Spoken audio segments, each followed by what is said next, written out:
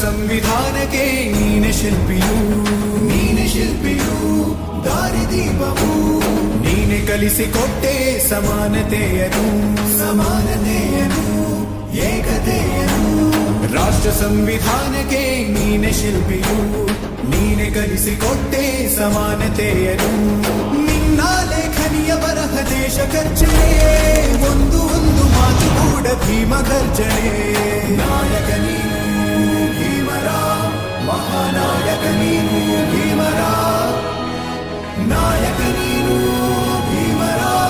ಮಹಾನಾಯಕ ನೀನು ಭೀಮರ ನೊಂದ ಜನರಿಗೆ ನೀ ದೇವರೋ ಜಗ ಹೇಳಿದೆ ಜೈ ಭೀಮರ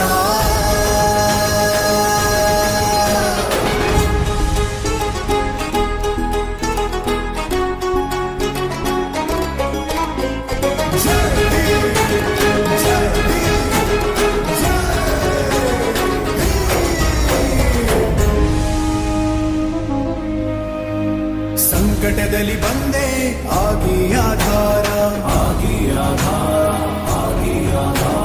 ನಿನ್ನಿಂದ ಅಸಮಾನತೆ ಈಗ ದೂರ